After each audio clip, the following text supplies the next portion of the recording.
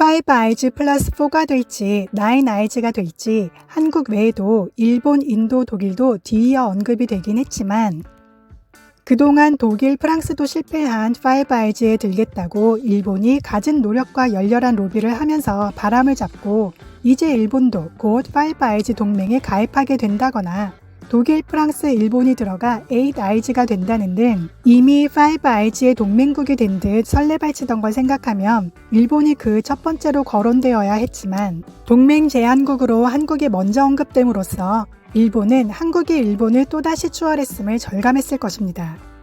한국이 일본을 추월한 것은 처음도 아니고 놀라운 뉴스가 아닙니다.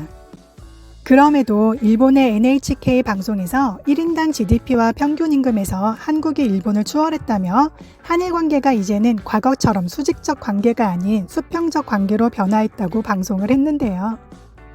그게 한참 잘못 생각하고 있는 것 같습니다.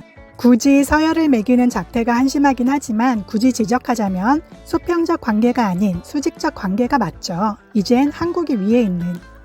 그 외에도 한국에 관심 꺼라. 니들 이제 대만하고 비교하고 놀아라. 일본 보면 애정결핍 걸린 것 같음. 과거에도 수직적 관계 아니었다. 일제강점기가 니들 역사의 전부냐? 등 우리나라 네티즌들의 짜증 어린 댓글들이 있었습니다. 일본은 제2차 세계대전 이후 정보 세계에 발을 들이는 것을 반대하는 여론이 있었기 때문에 강력한 정보 커뮤니티 구축을 자제했다고 하면서도 꾸준히 방위 및 보안 능력을 향상시키면서 Five Eyes의 문을 두드렸습니다. 문화와 언어가 다르기 때문에 Five Eyes 동맹이 어렵다는 미국과 영국 정보당국자들의 답변에도 불구하고 중국의 화웨이를 쓰지 않겠다 공개 선언을 하며 미국의 친구 심사 자격에 합격하고자 참으로 애를 썼습니다. 한국은 자격이 없으니 껴주지 말자라는 로비는 당연했죠. 반면 중국 견제를 위한 미국의 압박에도 불구하고 한국은 신경 안 쓴다며 당당하게 중국 화해 5G 통신망을 구축하고도 새로운 동맹 1순위로 거론되었는데요. 계속 문을 두드리며 구애를 하던 일본을 생각하면 제주는 곰이 부리고 돈은 왕서방이 번 것이 아닌가 싶습니다.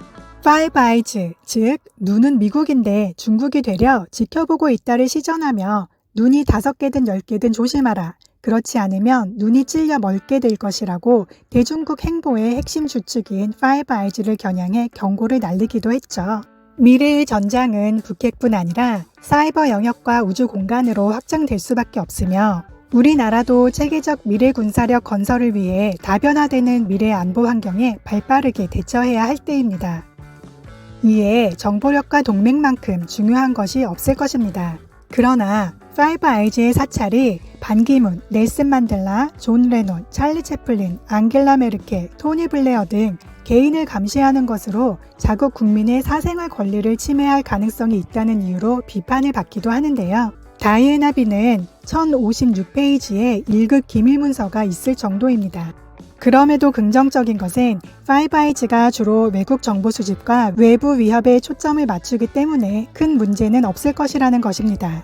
마지막으로 특정 감시 활동을 기업에 아웃소싱함으로써 스파이 활동을 민영화할 수 있다는 점 또한 우려스러운 부분인데요. 결과적으로 누가 개인이나 정보 데이터에 액세스할 수 있는지에 대한 많은 법적 문제가 발생하며 그것을 누가 감독하느냐 하는 중요한 문제가 있습니다.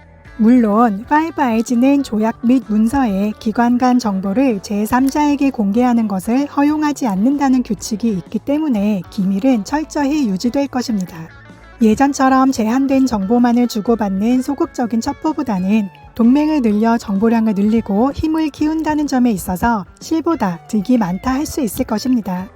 대한민국을 응원합니다. 구독과 공유, 좋아요는 큰 힘이 됩니다. 감사합니다.